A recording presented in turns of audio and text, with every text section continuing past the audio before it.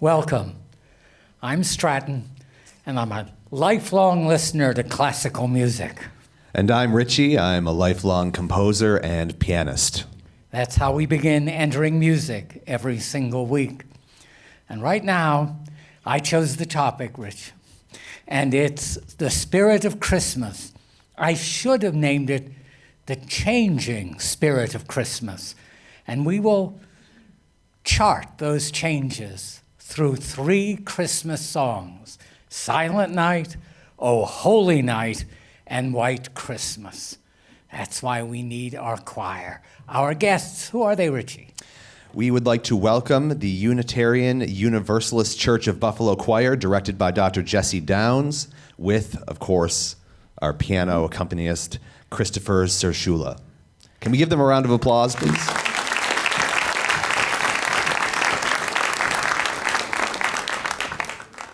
Now, Silent Night.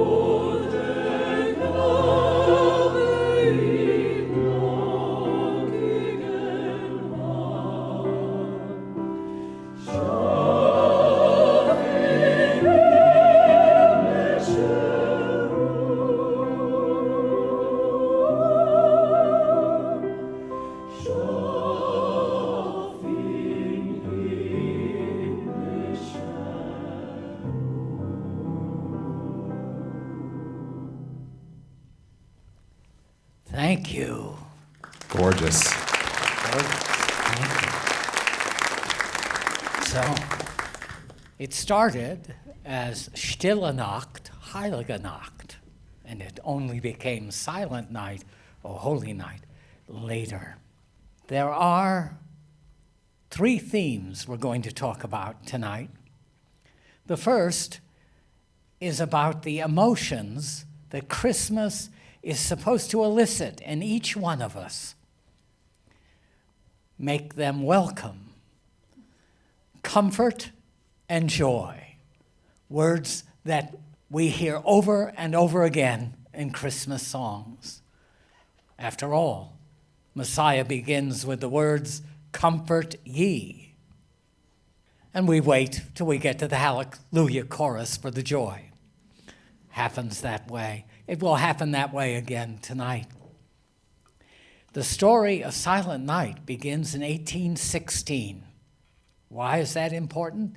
It is the first year of peace after a generation of war in Europe, starting with the wars of the French Revolution and then the Napoleonic Wars.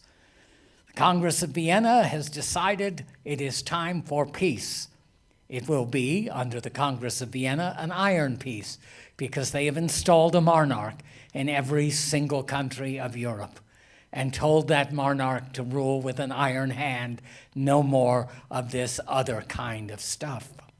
But the people of Europe, for the first time in a generation, feel the effects of peace. The Congress of Vienna actually changed boundaries. And one of the boundaries it changed was between Bavaria and Austria. And it decided that the Salt River, the Salzach, that flows into Salzburg, would be one of those boundaries. And there was a little village called Laufen, which existed on both sides of that river. And when suddenly, in 1816, it was no longer the village of Laufen, it became two villages, one in Austria and one in Bavaria.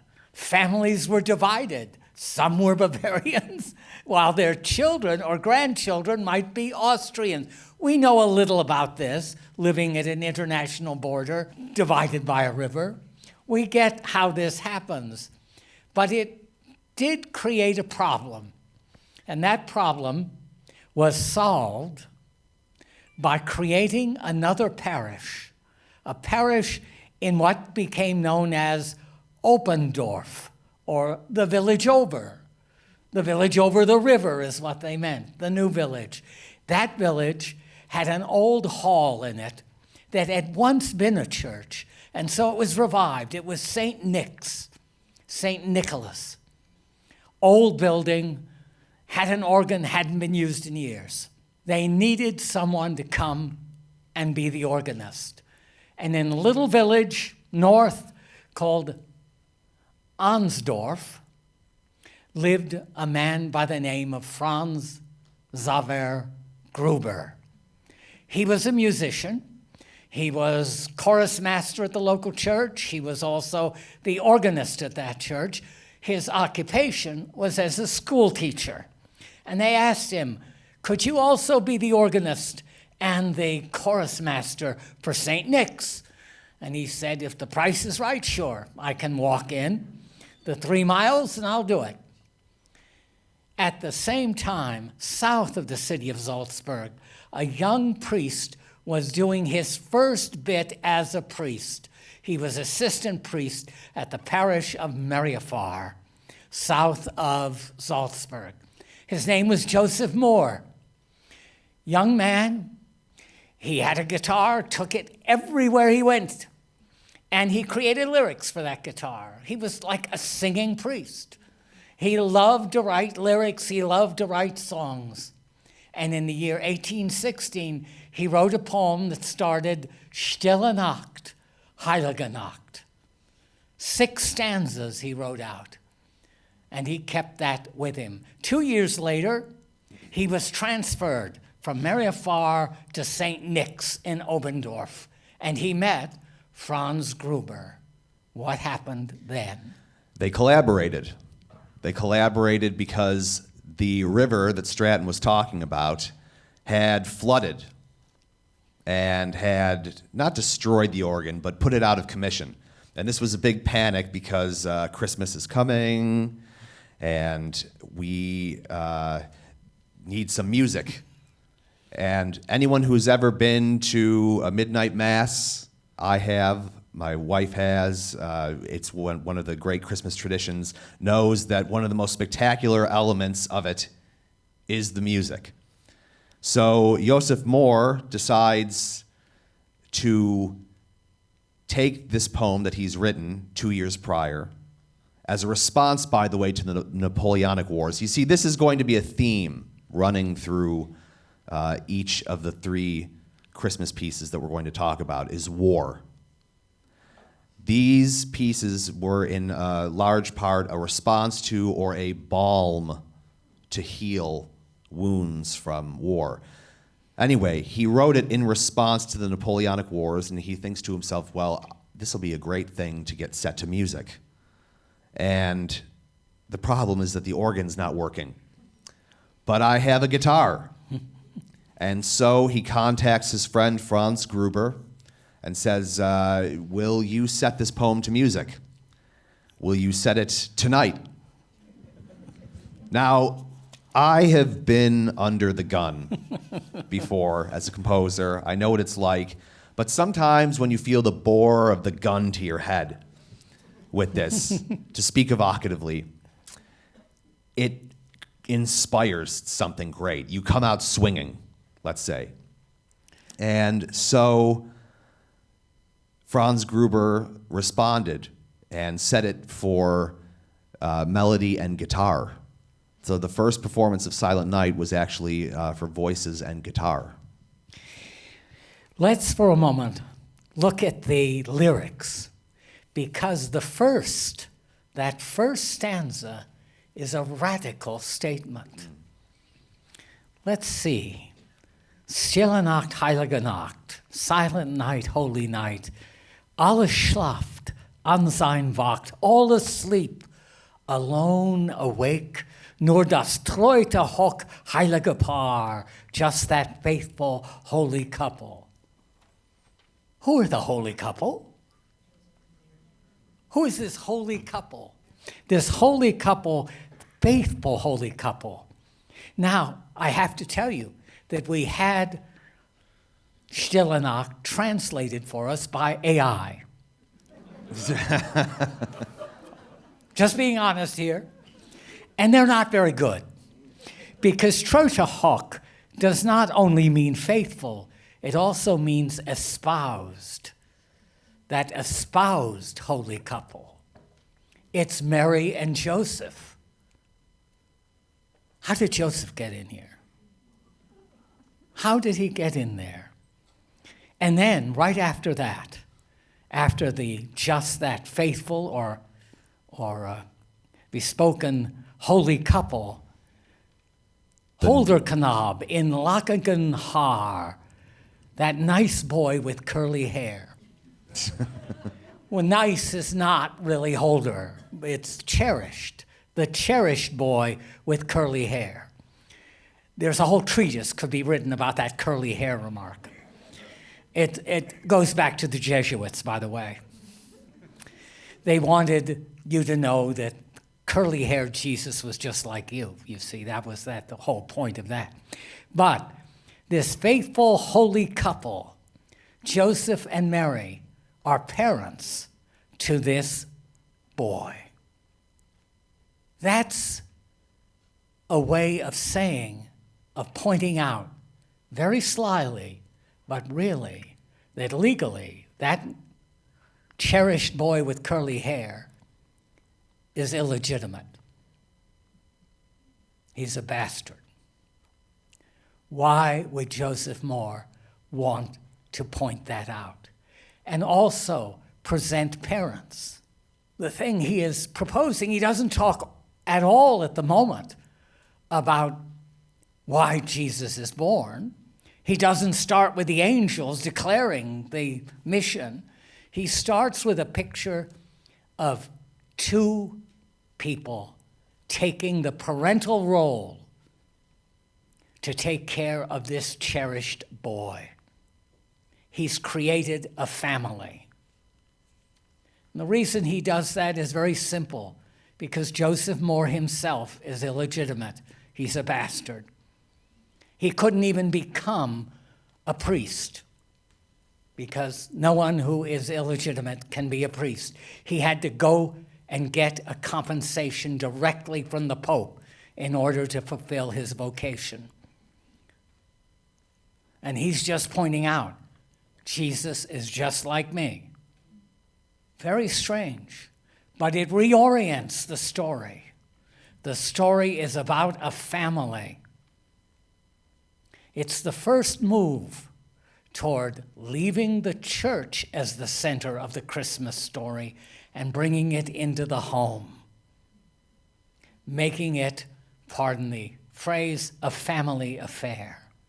The only other thing I'd like to point out is in the fourth Silent Night, Holy Night, long since intended for us, when the Lord, freed of wrath, end of war, there you are, Richie, in Father's old gray time, promised all the world protection. Before that, he says, silent night, when today all the power of fatherly love has overflowed, and Jesus, as brother, humbly embraced the people in the world. That's an interesting description of Jesus as someone who indeed is a brother to mankind. It's actually an echo of a poem you know well. That poem is Schiller's Ode to Joy. Embrace, O ye millions, right? The brotherhood of the world. What a view of Jesus as a brother among others, ministering to the world. It's truly a radical, radical statement made in a most beautiful way. And I have to ask you, Richie, how did Franz Gruber do setting these words? Franz Gruber wrote so well a melody to set to these words that Joseph Mohr, the lyricist, was forgotten, essentially. Now, part of the reason that he was forgotten was because, tragically, the manuscripts that he had written were lost. And people, while they knew that Franz Gruber composed the music, most people thought that it was composed by Haydn, Mozart, Beethoven, Schubert, take one of the greats. And both of these men didn't get a whole lot of credit until the year 1995. It was 1995 that we rediscovered some manuscripts that were written in the hand of Joseph Mohr. And suddenly, everyone remembered and rediscovered, really, that this was the poet who set these words. It was that recent. It was 1995 that we found manuscripts written from 1820. And that told the story that we are telling here. Now, Sleep in Heavenly Peace is one of the perennially beautiful lyrics in this piece of music. And something incredible happened in 1914 that I have to mention. It was called the Christmas Truce. So World War I is ravaging Europe. And Christmas Eve rolls around in 1914, as I've said. The muddy trenches of the Western Front in the First World War, and this incredible thing happens. The British hear something in the distance. Past the line of demarcation, the no man's land, which is a violent, horrendous place. They're in the trenches, and they hear this echoing coming over. And it's the Germans who are their mortal enemy. And they just hear them singing so beautifully, Stille Nacht, Heilige Nacht. And they're talking amongst themselves. They can't sort of believe what they're hearing. And the Germans continue to sing, and the British get the idea to sing it back to them. Silent Night, Holy Night. And so a German officer starts yelling, "Kommt hier." And of course, the British officer is very frightened. He doesn't really trust this. He says, all right, you go halfway, and I'll come halfway, and we'll kind of see what happens. And so begins the Christmas Eve truce, or the Christmas truce, rather. It happened on Christmas Eve. But it carried into Christmas, and both sides had a party. Now imagine this, okay? Millions of people were slaughtered horribly during this war. This war was the advent of, well, the Civil War was the advent of modern warfare, but this is its apex. And just previously, not 24 hours prior, both sides had been machine gunning each other down. Remember, this is the first war where poison gas is used, mustard gas. So all kinds of nightmarish things are happening. And now you have both of these sides that were previously slaughtering each other, singing Christmas carols together, exchanging cigarettes, exchanging bottles of wine and liquor, and partying. Well, except one soldier. There was one soldier who wouldn't have any of this. He was 25 years old. He was a German soldier. He could not stand any of this. He admonished his fellow soldiers. Guess what that soldier's name was?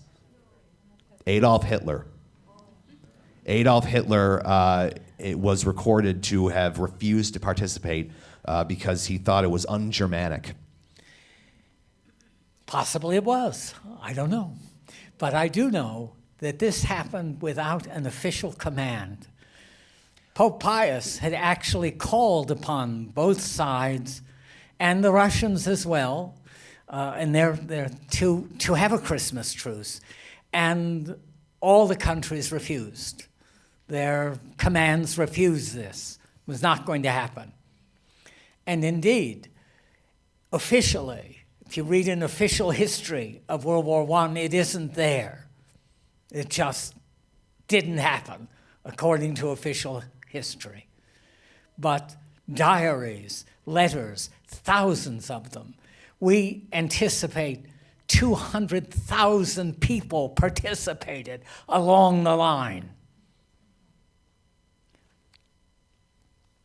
The power of a single song. It's time we heard O Holy Night, I think. Ah, my favorite. Okay. Shall we hear O Holy Night? Go on to the second song? Gang, come on up.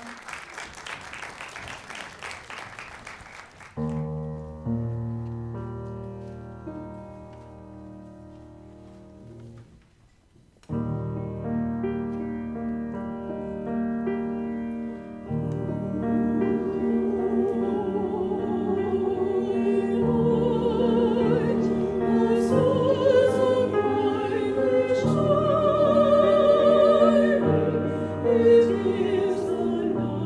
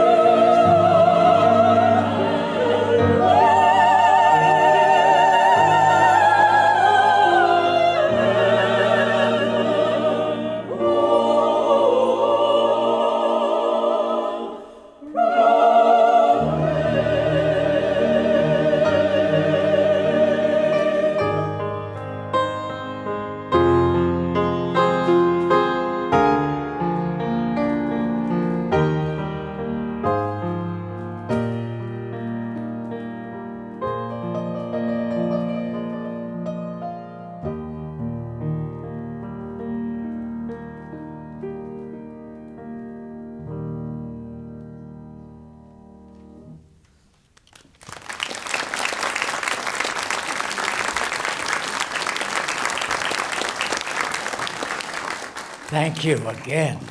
Very beautiful. Thank you. They just justified why that's my favorite Yes, Christmas it is carol. your favorite. He tells me this every Christmas.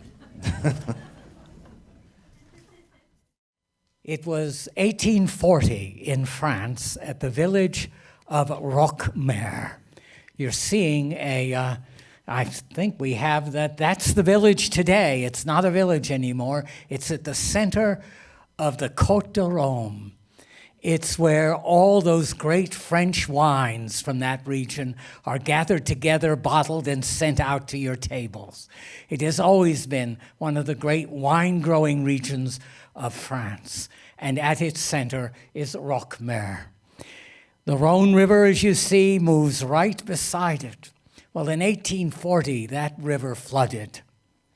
River flooding has something. It's That's another a common theme in here. And because it took out the bridge, the all-important bridge across the Rhone. So in about 1842, things moved slowly in Paris at the time. They send out a civil servant, an engineer, to repair the bridge across the Rhone River. Coming with him is his wife, a minor opera star in Paris. Her name is Emily Luray. And the minute she hits town, the parish priest, Maurice Gilles, cannot believe his luck to have an opera star to sing in his church. And he starts to woo her. Now, also in that village is a man who is the commissaire, the man who runs the cooperative that bottles the wines and sends them out. His name is Placide Capot. Now, we need to know that Placide has a past. And that past is that when he was 8 years old, in the same year that Joseph Moore wrote Stille Nacht, Heilige Nacht, he was playing with a friend in the streets of Roquemer. They had a pistol, and his friend blew his hand off, his right hand. His hand had to be amputated. And his father was beside himself. He will not be able to work as a cooper or as a vintner. What has happened? So the only thing he can think to do is to say, now I have to educate you. Bother that is. I have to send you away to a boarding school, and you can either choose the church or the law. Well, he chose the law, and he went to Paris to law school. He graduated in 1831, important date, because he was a young man in Paris when the revolution of 1830 took place. And he was one of the revolutionaries. He was a socialist like Lamartine, a Christian socialist. And he would not have this absolute monarchy. No, he wanted a constitutional monarchy. And he thought he got it with Charles X. They didn't. But that's neither here nor there at the moment. But he was a firebrand. But he came back to be a burgher in Roquemer. But he decided, oh, my heart is really with the people. And he wrote poems. He wrote poems, socialist poems about rising up and taking control. He was the only poet in Roquemer. So what went on in 1843? In 1843, there were renovations to the stained glass windows in the church where O Holy Night, or Cantique de Noël, was eventually performed. And to commemorate the renovations that took place in the church, the priest, Maurice Gilles, who was enamored of the opera star, Madame Luray. Sounds scandalous when you say it. She sang opera in Paris. She was scandalous. No questions. No questions. So Placide Capot was charged with writing a poem to commemorate the renovations that took place. How were they going to get this, made into music? Well, therein lay the problem. But it was taken care of by Madame Luray. And she happened to know a composer who had just had a big hit with a piece of music called Gillette. No, Giselle. Gillette. Not the razor. No. Carlotta Grisi, the great ballerina. No, Giselle, 1841. 1841, he had the big hit, and he was an opera and he was a ballet composer. And he happened to live in Paris, and his name was Adolphe Adam.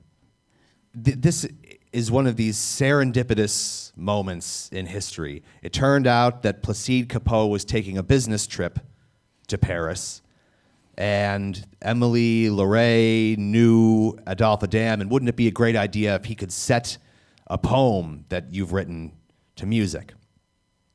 So along comes a carriage ride, a 6-hour carriage ride. I can't imagine 6 hours in a carriage, what that must be like. I can't imagine 1 hour. What do you do when you're in a carriage? What you do is you pen a radical poem called Minuet Chrétien. Midnight Christians. And he penned it, and he took it to Paris with him, and he met up with Adolphe Adam. He was just on fire at this point to have his poem set to music. Adolphe Adam responded to it, and out came Cantique de Noël. But, so he brings it back, and we're all set. We have the song, we have the poem, we have the words, we have the person to sing it, and we have the place it should be sung in the church. But, says Maurice, I'm going to check with the bishop. Miss Larey sings it for the bishop. The bishop takes one look and says, you can't sing that in church. No, you cannot sing that in a church. No, they're heartbroken. But Adolphe Adam publishes it as the Cantique de Noël. And between 1843 and 1847, it becomes one of the most popular songs in France. Lamartine says, it is the Marseillaise of religion. It is our marching song for Christian socialists. And it becomes so popular that even the bishop has to say, okay, you can sing it in the church if you want to. And so in 1847, in that church in Roquemaure, it is heard as it was meant to be heard after midnight mass, Christmas. And the poem was an anthem, and it's important to remember this, and it's really reflective of the fact that Cappeau is a Christian socialist and an abolitionist, by the way. What our friends, the bishop, got upset about was that he called the world, the Father, an angry Father. The Lord was the angry Father. Midnight Christians, it is the solemn hour when God the man descended to us to erase the original stain and stop the wrath of his Father. The whole world trembles with hope on this night which brings a Savior. People on your knees await your deliverance. Here is the Redeemer. The Redeemer has broken every chain. The earth is free. The heavens are open. He's a brother where there was once a slave. He sees a brother where once there was a slave. Love unites those whom iron once bound. Who will tell him our gratitude? It is for all of us that he is born, that he suffers and dies. People, rise up to your deliverance. What? Rise up? The translation, the English translation made later, just before the Civil War, and it is done as an act of abolition for those very lines that Christ is breaking the chains of the slave. This is the English version of that. Truly, he taught us to love one another. His law is love and his gospel is peace. There's that word, your word, Richie. Chains shall he break, for the slave is our brother, and in his name all oppression shall cease. Sweet hymns of joy and grateful chorus arise. That was translated before the Civil War, and it became second only to the Battle Hymn of the Republic as the calling card of Christian abolitionists during the Civil War. It is a look forward to the liberation dogma in the 1960s and 70s in Central America and South America. Jesus as the liberator. Well, the song gets going, and do you recognize the year 1847? It's 1 year away from 1848, where the French have another revolution, yet again. And this time they throw out Louis Philippe and set up the Second Republic. This is too much for the church. And so they ban, yet again, Cantique de Noël, not to be sung in a church. But people sing it all the time. It is, as we know, one of our favorite songs. Now, I'm going to go forward, if I may. Oh, okay, you may. Thank you. You may. I should have asked your permission, not his. I'm going to go forward in time because Jesse Norman, it's really important because today is the celebration of the reopening of Notre Dame in Paris. I wish it was being broadcast for us all on PBS so that we could all be there, but it isn't at the moment. But the great and near great of the world are gathered for the reopening of Notre Dame. Jesse Norman wanted to record her Christmas album in Notre Dame. And she got permission to do this because the French were crazy about Jesse Norman. And she gave the list of the songs she was going to sing to the people, the bishop who controlled what went on in Notre Dame. And he said, "It looks wonderful." No. What is this, O Holy Night? It says is this the Cantique de Noël? And she said, yes. Are you singing it in French? Yes, she said. I'm singing it in the language it was written. No, you aren't, because it is banned to be sung in a church here. What? So there is no O Holy Night sung in French, recorded in Notre Dame by Jesse Norman.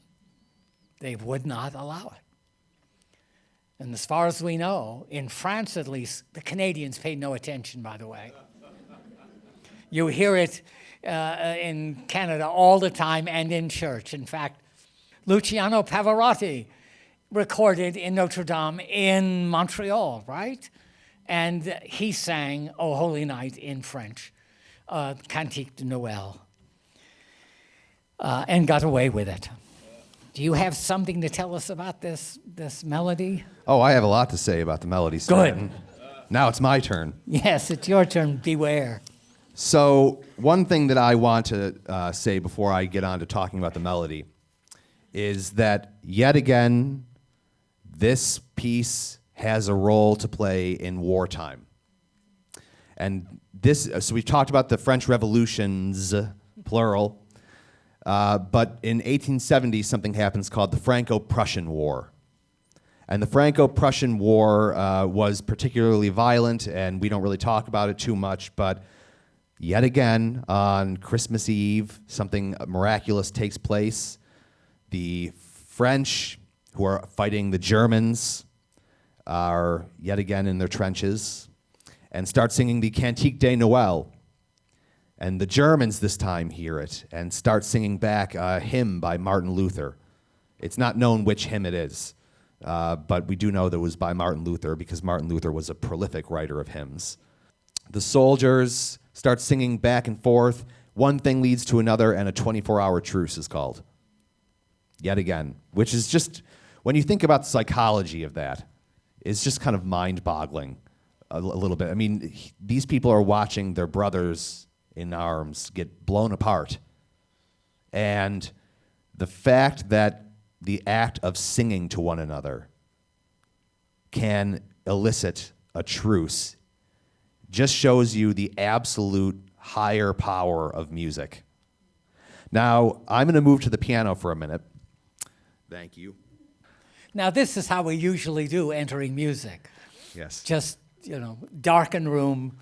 I darken the lights. There's something about it. He's at one microphone, I'm at the other. We have headphones. We don't even look at each other. We just talk back and forth. So, this is an interesting piece of music for a variety of reasons. There is this classical structure taking place. And even though the structure is a classical period structure, the chords are dramatic and romantic. So my favorite moment is Fall on Your Knees.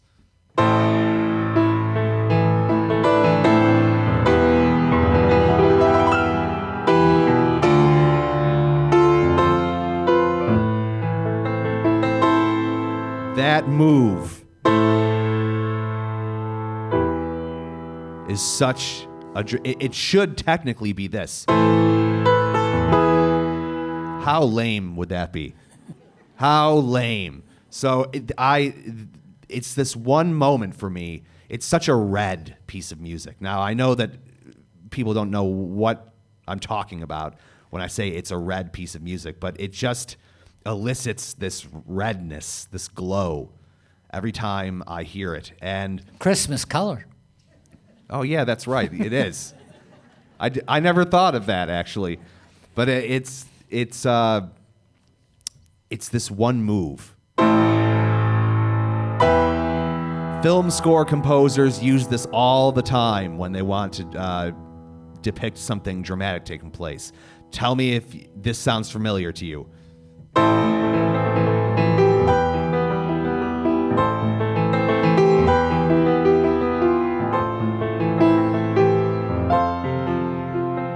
Those chord transitions, they speak of something expansive. And so there is something luminous about this piece of music, and it's because of the way the composer, Adolphe Adam, toys with your expectations. And that one thing that I had shown you is just such a powerful moment. And then it gets pulled down again. Fall on your knees and hear the angel voices escalating.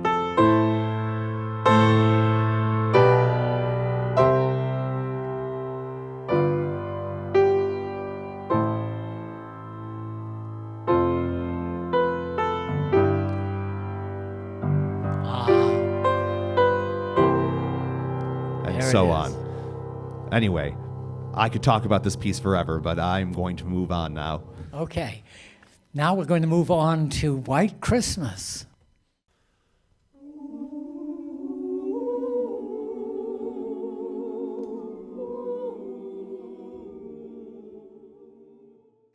Thank you. It sounds almost as good when I stand behind you as I'm sure it sounds right there. Thank you. There are two important dates to remember when we talk about White Christmas.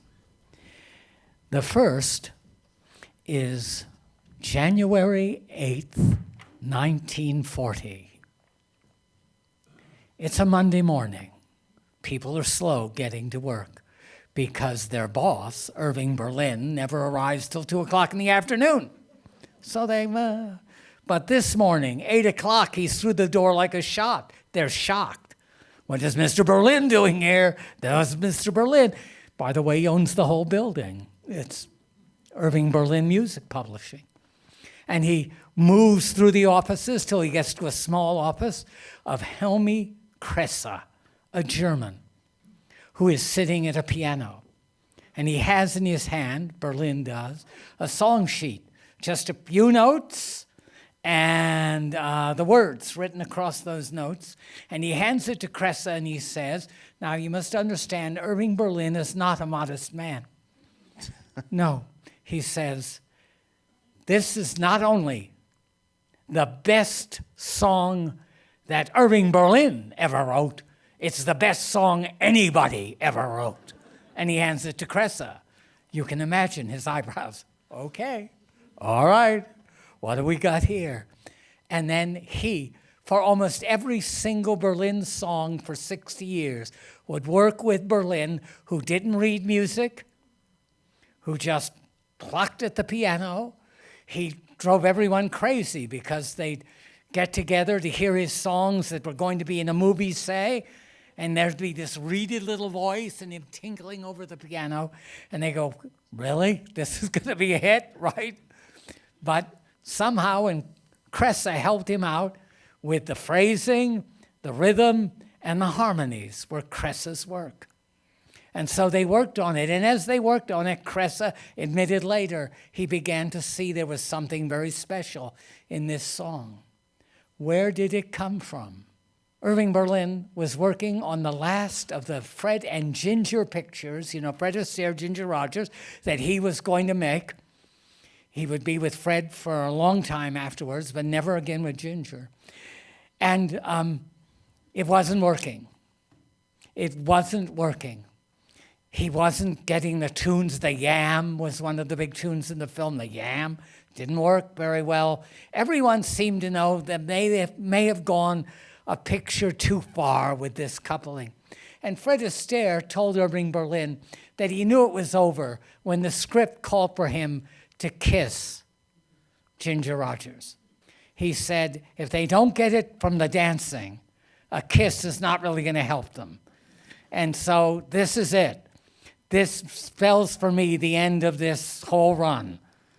If they think I now have to kiss her to prove I'm in love with her, when all we used to be able to do was dance and they could tell it all, then we've come to the end of the road with these things. And Berlin agreed with him. And he said, I'm going to go back to Broadway. I'm going to put on a review. I've had enough of Hollywood. I'm out of here. I'm going back to New York. I'm having a great time there. I own a music theater, the Music Box, and I'm going to put a review like I used to do in it. And you know what? It's going to be a review about holidays. We're going to have all the songs about holidays. Well, I've already written some of them, like Easter Parade. But there are others. I have to write a Christmas one. I'll write a Christmas one. And so he began to think about putting on that review, and he started ideas for a Christmas song. Then he got sidetracked. It was quite a sidetrack because he wrote God Bless America. This song, God Bless America, it immediately became controversial. On the right, because a Jew, Irving Berlin, wrote a song about Christian America. What was that all about?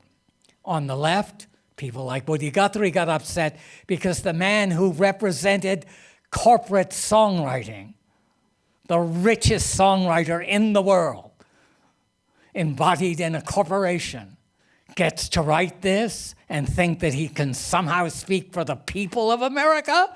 So he wrote, this land is your land, this land is my land, in a reaction directly to God Bless America. So that got in the way for a while of his holiday plan.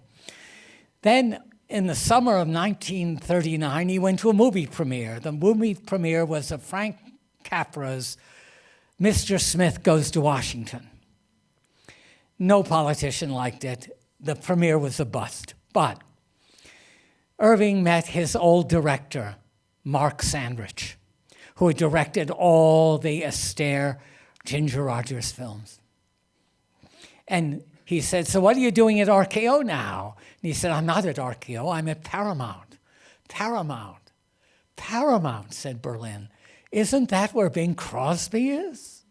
And they said, yes. Well, I have this idea. I've been doing a review. I've been trying to get a review started about holidays. And Sandrich says, that's a good hook for a movie. That's a good, and I already have some songs started for it. Do you think Paramount would do it? Yes, and we could get Crosby to do it. Yes, said Sandrich, we'll work on that. Well, we'll work on that and see if we can do it. And so they formed a deal to do a film called Holiday Inn. worked on the script. He went and worked on the songs, and he really worked on this Christmas song. And in the back of his mind, the whole time that he was working on it, he said, Bing Crosby is going to sing it. The thing you need to know about Irving Berlin is when he had a song that he thought was right, he picked the singer he wanted to introduce it. He knew Kate Smith was right for God Bless America. And indeed, when Jack Kapp called him up and said, I want Bing to record God Bless America, Irving Berlin said, no, not yet. Let's let Kate have it for 6 months. She'll put it over, then Bing can record it. That was Irving Berlin.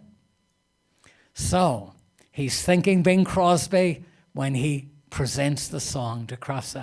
And then he tells Sandrich, I only do the film if Bing Crosby sings White Christmas.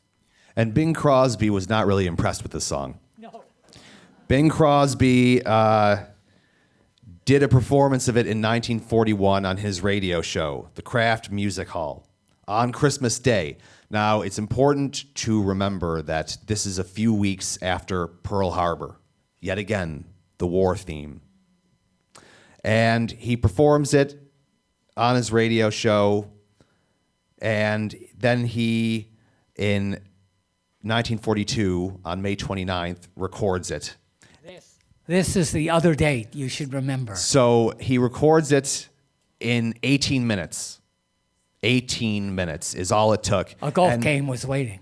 So all he says, because he doesn't really think that this is a special song, but I'm just going to read the exact quote here. He says, I don't think we have any problems with that one, Irving.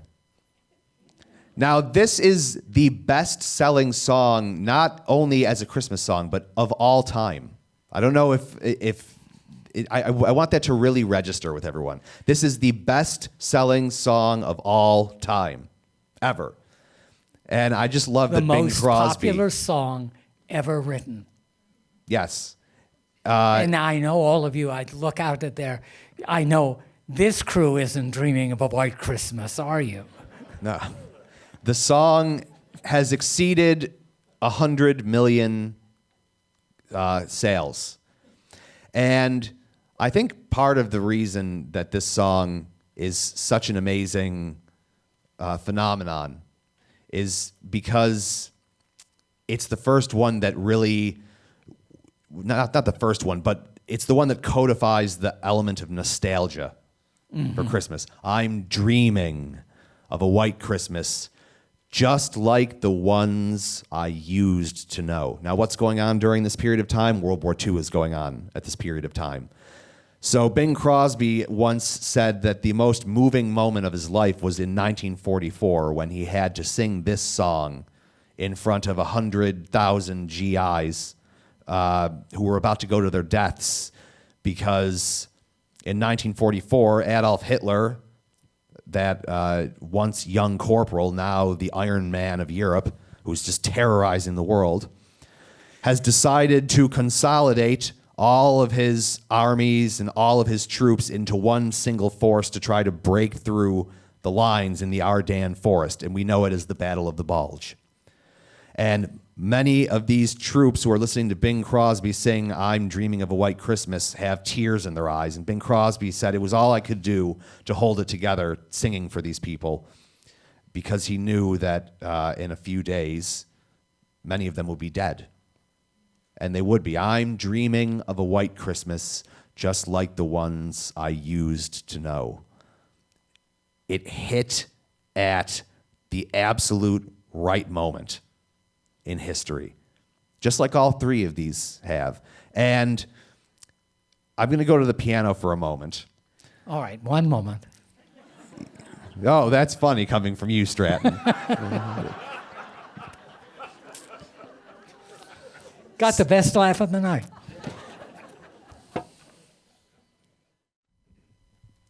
This song could easily have been done in a minor key.